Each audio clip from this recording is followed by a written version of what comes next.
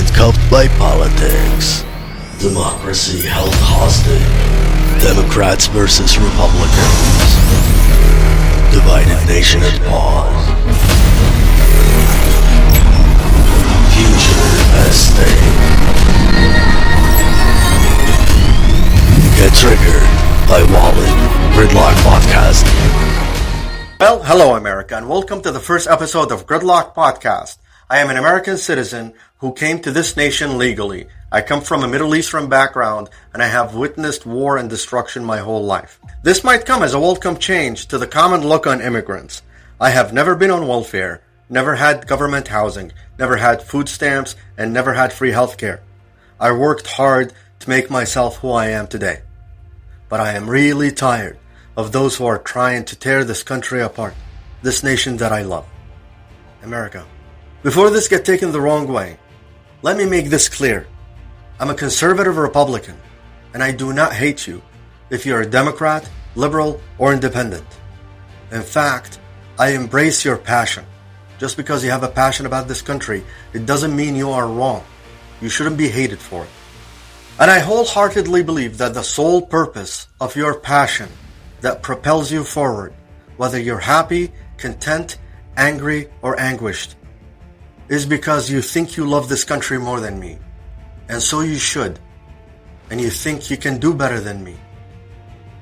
I applaud that. You shouldn't be hated for your belief because you love this country more than I do. And that's what you think. And I think I love this country more than you do. You should have a strong passion to propel your progress forward. The longest time they pit us against each other. They have us at each other's throat. You against me against you, you and I against him. It's all distraction, folks. I'm going to break down the playbook for you. Scene by scene, one script at a time, one narrative at a time.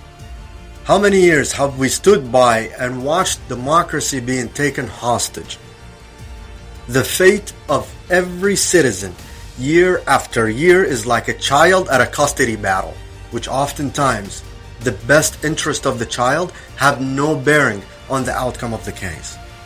It's 100% hinged on who have the best lawyer and who can dig out more dirt. If it's a Democrat's idea, Republicans will often vote no.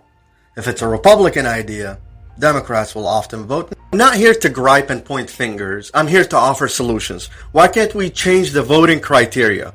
It has to be 50% of each party votes in favor in order for a bill to pass. Now you're going to ask, how is this supposed to help us? I'm going to tell you, because they're going to need each other. Democracy will no longer rest hostage at the hands of who controls the Senate and who controls the House, and who's the government controlling body is, and who's the majority, Republicans or Democrats. You know, we the people, that sentence that we all ever so proudly uphold, well, it got its teeth, fangs, and claws removed. Over the years, those politicians actively dismantled its wings, malnourished that statement, we the people. Your role in the government decision-making capacity amounts to only 30%, according to the Stanford studies. So that means if all of us agree on one thing and we want the government to do it, there is only a 30% chance that it may happen. I'm going to tell you why, because the other 70% is controlled by special interest groups and lobbyists. Wake up and watch your rights getting stripped away from you. They got us at each other's throats. Wake up and watch your rights getting stripped away from you, because it does them no favors that we can think together. You've heard that knowledge is power? Well, knowledge isn't powerful until you apply it. Do you know knowledge is also a threat? A threat to those who don't want you to possess that knowledge. The biggest threat to a politician is a united country. But they still need your vote. Remember, every politician have lied to you at some point, but they still need your vote. They have to lie to you long enough to get you through the voting booth. Those politicians are in it for the money, not for you. I'm going to prove it to you. Politicians get allowance of $1.2 million to $3.3 million every year to staff their offices as they see fit. Have you ever seen an employee at a company gets a $3.3 million every year to staff his office however he sees fit? As well as $250,000 annually for travel and office expenses, $250,000. And every politician, they start out with a base pay of $174,000. If a politician works for 10 years and not spends a single penny, they should have less than $2 million in their bank account. Now, show me a career politician that have been in government for more than 10 years and have less than $2 million in their bank account. It's okay, I'll wait. When was the last time you heard of a bill get installed or a government shutdown over a politician's benefits? Never, right? Those decisions get passed and agreed on without a hitch. Why? Because we don't matter. It's not an election year. We only matter and become a temporary priority when they want us to march through the voting booth. Look, I'm not here to dunk on just Democrats or just Republicans. Oftentimes they're both at fault. Don't get me wrong. But how long are we going to sit in the back of the bus talking smack about the drunk driver behind the wheel, destroying the bus that all of us are on? Should politicians be immune to ill-advised mistakes? They can't be. We're all human and we all make mistakes. But look, man, you go to the store and you forget your wallet at home, that's a mistake. But you go to the store and you drive through the front door and kill a family of 4? Is that also a mistake? Nobody holds them accountable. How did we get here? What in the world happened that we are here right now? I'll tell you what happened. They divided us. They made us feel hate and resentment. And we are disgruntled at each other. That's how we got here. And if we speak up, they will vilify us. So what happens when this evil concoction yields no viable or desirable results? Nothing happens. Key up the next scene. It's a soap opera, folks, and you are paying the cover charge for it. And if the show stinks, you will be blamed for the production and the plot. How did this happen? Because if you control the media, you control the public. The main source of water is tainted, fellas. Of course we're all gonna get sick. They created the biggest entourage to give this show its much needed credibility. News channels, Hollywood actors, TV personalities, commentators, streamers, YouTubers, TikTokers, you name it. The biggest troll operation in the history of mankind. They want you to think that the standard that made America America is outdated and flawed.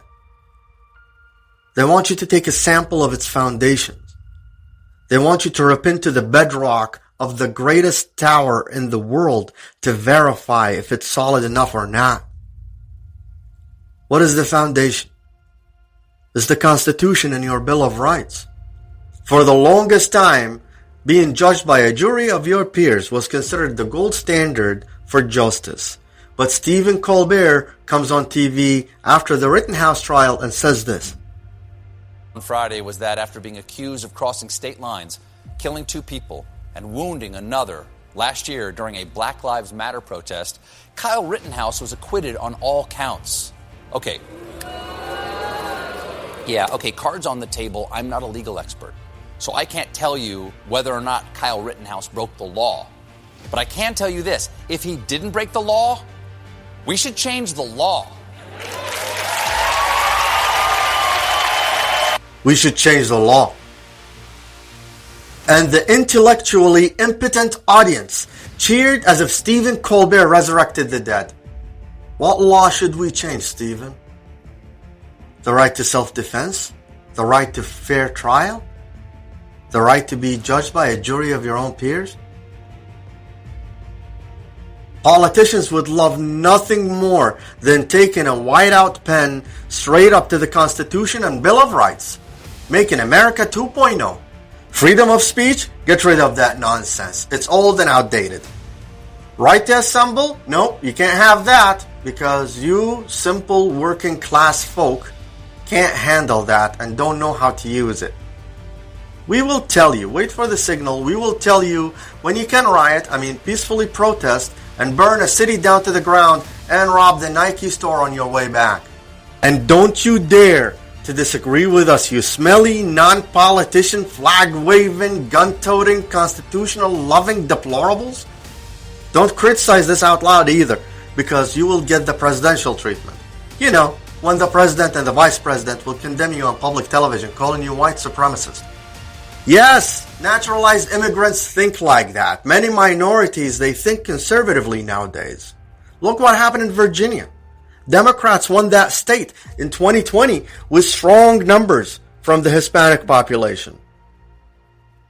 But the Hispanic population, one of my favorites, are extremely intelligent.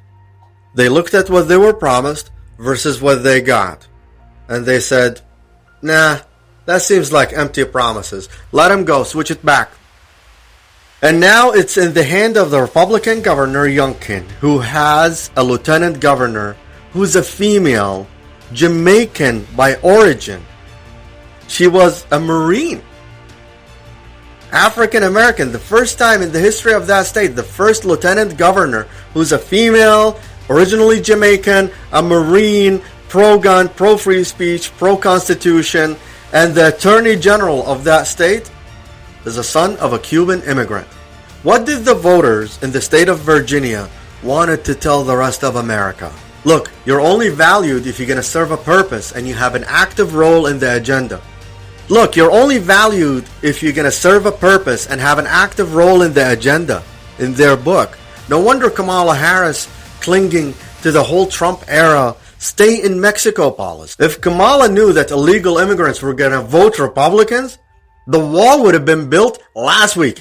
And not just a wall. We're going to have sentry guns every 100 yards, bouncing Betty landmines on both sides of the border, Constantino wires, moats with gators in them.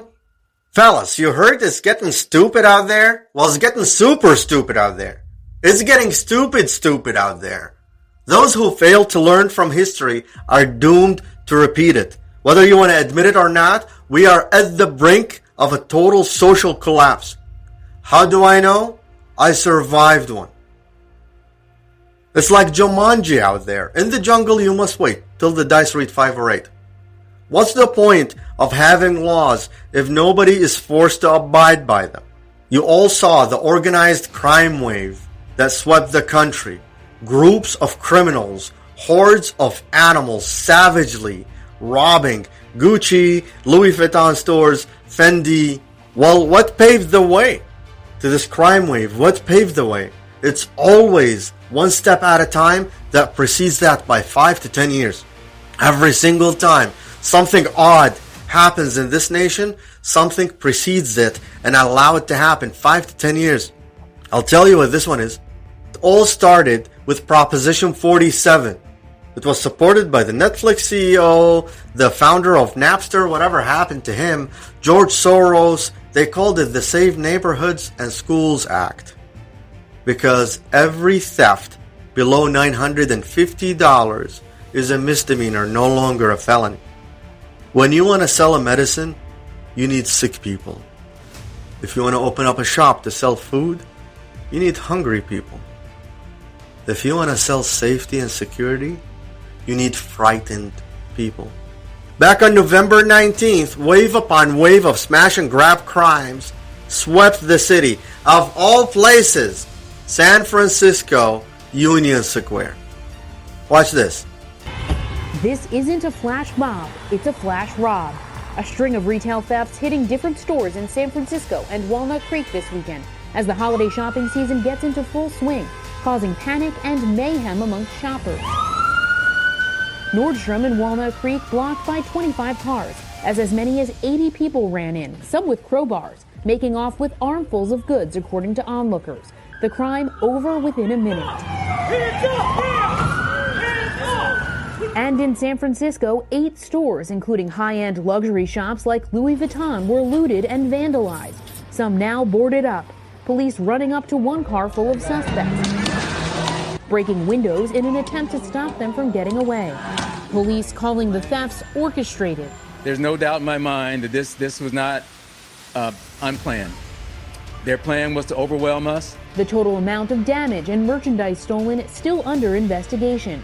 Look, I hate to be the I told you so guy, but how could anyone let it go? Is the mother of all I told you so's. Is the Guinness World Record of all I told you so's. What am I talking about? Defunding the police, that's what I'm talking about. Let me refresh your memory. Check this out. Change happened in this city. To start with, she has 4 plans for the police department. In a Zoom racial justice forum with Police Chief William Scott, Van Jones, and Board of Equalization Chair Malia Cohen, Mayor London Breed laid out 4 reforms coming to the San Francisco Police Department. They include demilitarizing the police of military-grade weapons, limiting SFPD response to nonviolent situations, addressing police bias, redirecting funds to disenfranchised communities. These are ideas that are not new, but I believe at this point in time, there's an appetite, there's a realness, there's a real commitment, and we got fresh leadership. Think about this. Mayor of New York, de Blasio, planned to defunding the NYPD. Mayor of LA, Eric Garcetti, slashed the funding for LAPD by $150 million from the police budget. But look at this news article from the Hoover Institute.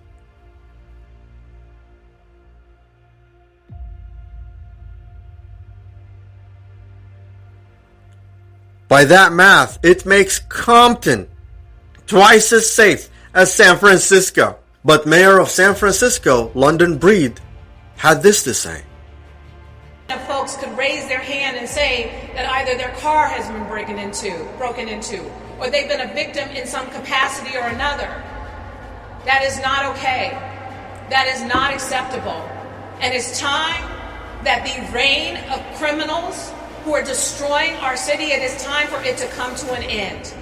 And it comes to an end when we take the steps to be more aggressive with law enforcement, more aggressive with the changes in our policies, and less tolerant of all the bullshit that has destroyed our city. We are going to turn this around, and this is the most important thing for me, and I know leaders of public safety in this city at this time. Now it became a problem? Now this became a problem for an elected official to take such a strong stance? What changed, I wonder? Violence just erupted in San Francisco? There was no violence prior to that? Or the violence that you ignored started making its way to your lavish shopping district? Now you have to put an end to it. Or did the rich, your donors, had something to say? Otherwise, they will cut off your support. The violence that fell on your deaf ears for 16 months, you know how you dealt with it? As if it didn't happen. Or you considered it a peaceful protest. Because we told you so. We told you this was going to happen. Or some of those elected officials like Maxine Waters, who actively, directly incited violence. And if we don't, we cannot go away. And not just manslaughter, right? I mean... Oh, no, not manslaughter. No. This is guilty for murder. I don't know whether it's in the first degree, but as far as I'm concerned, it's first degree. Congresswoman, what happens if we do not get what you just told? What should the people do? What should protesters on the street do? I didn't hear you. What happens? What should protesters do? Well, we got to stay on the street, and we've got to get more active. We've got to get more confrontational. We've got to make sure that they know. Speaking of, can we have the January 6th committee look into the Maxine Water thing too, by the way?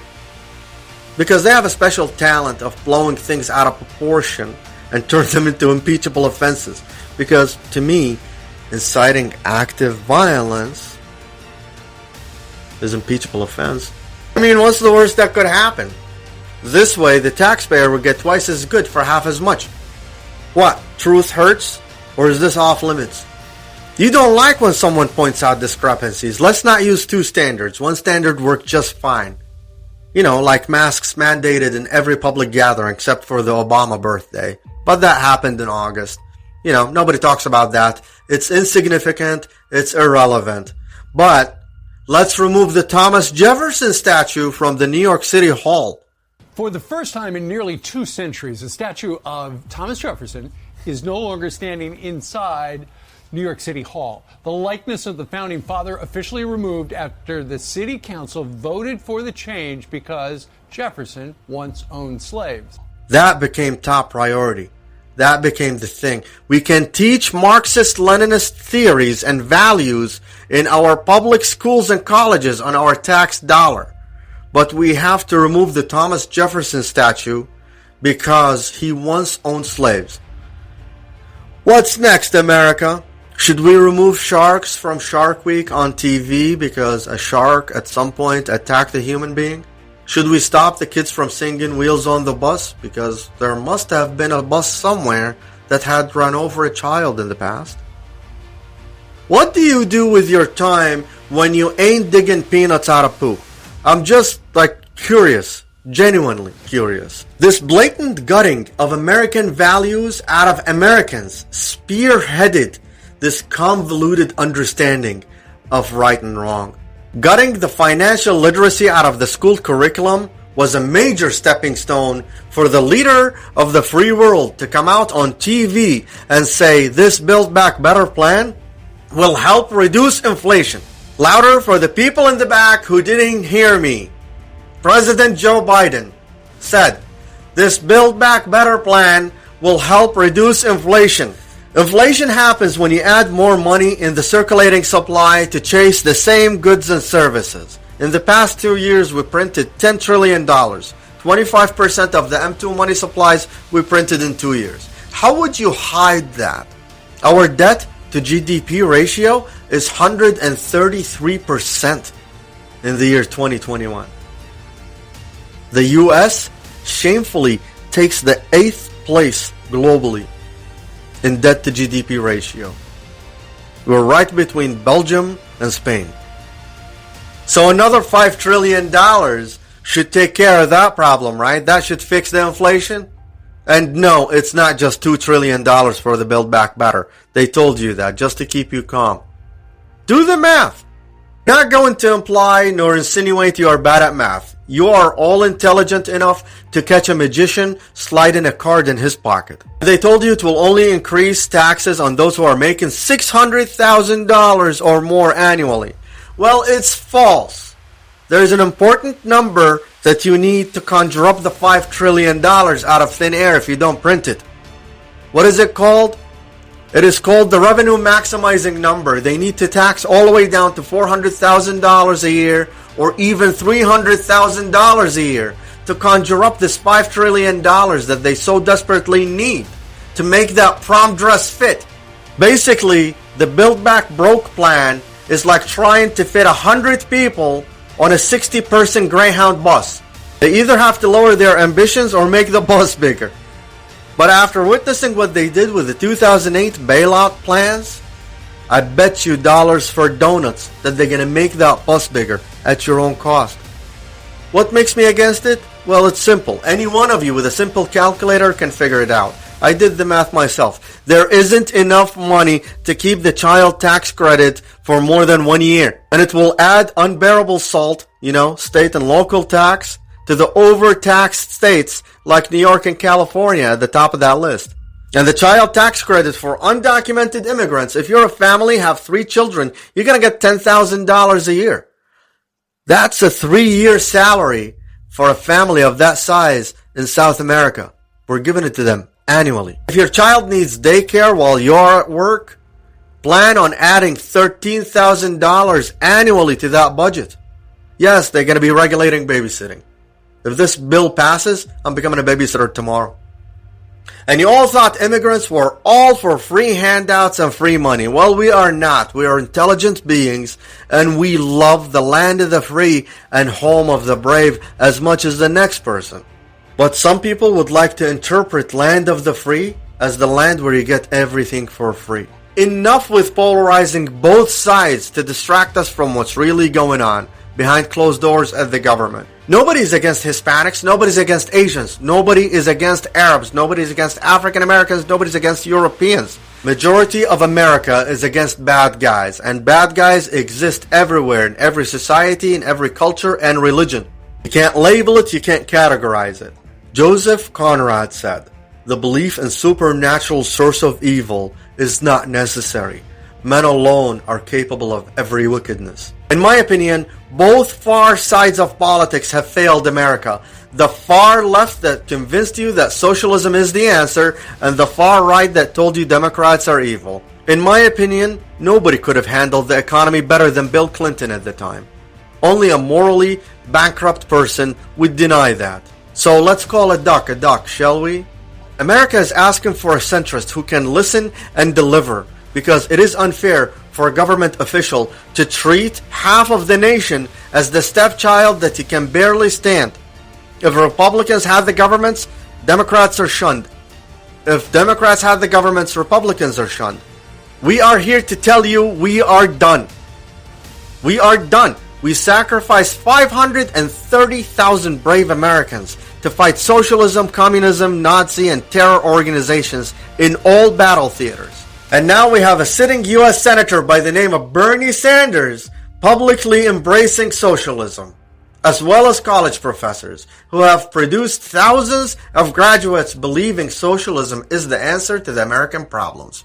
And me and every other American who migrated from a socialist-ridden country screaming, "What are you doing?" Simply because, you see, the useful idiots, the leftists who are idealistically believing in the beauty of Soviet socialist or communist or whatever system, when they get disillusioned, they become the worst enemies. That's why my KGB instructors specifically made a point, never bother with leftists. Forget about these political prostitutes. Aim higher. This was my instruction. Try to get into large circulation, established conservative media. Reach, filthy rich movie makers, intellectuals, so-called academic circles. Cynical, egocentric people who can look into your eyes with angelic expression and tell you a lie. These are the most recruitable people, people who lack moral principles, who are either too greedy or too suffer from self-importance. They feel that they matter a lot. These are the people who KGB wanted very much to recruit. But to eliminate the others, to execute the others, don't they serve some purpose? Wouldn't they be the ones they rely on? They serve purpose only at the stage of destabilization of a nation. For example, your leftists in United States, all these professors and all these beautiful civil rights defenders, they are instrumental in the process of the subversion only to destabilize the nation. When their job is completed, they are not needed anymore. They know too much. Some of them, when they get disillusioned, when they see that Marxist-Leninists come to power, obviously they get offended. They think that they will come to power. That will never happen, of course. They will be lined up against the wall and shot. But they may turn into the most bitter enemies of Marxist-Leninists when they come to power. And that's what happened in Nicaragua. You remember most of these former Marxist-Leninists were either put to prison or one of them split, and now he's working against Sandinistas.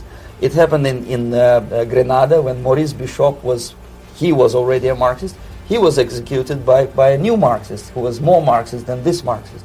Same happened in Afghanistan when first there was Taraki, he was killed by Amin, then Amin was killed by Babrak Karmal with the help of KGB. Same happened in Bangladesh when Mujibur Rahman, very pro-Soviet leftist, was assassinated by his own Marxist-Leninist military comrades. It's the same pattern everywhere.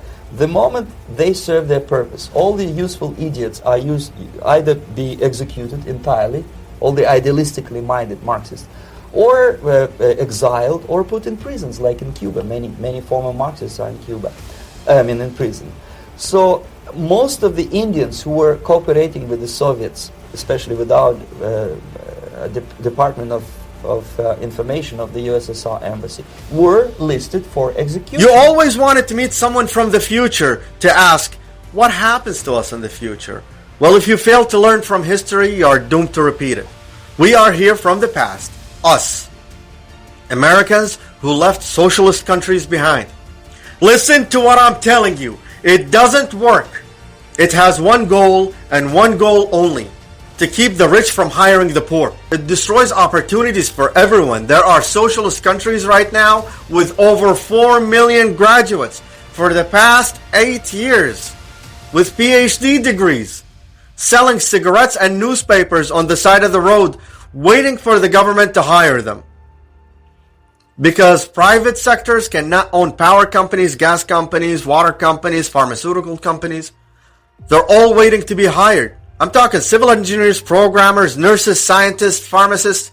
They're all sitting there waiting to be hired. Socialists want you to believe in that dream. You know why? Because you have to be asleep to believe it. We are done. We are done with the Bernie Sanders, the AOCs, the Ilhan Omars, the Rashida Tlaibs, and we are done with Elizabeth Warren too.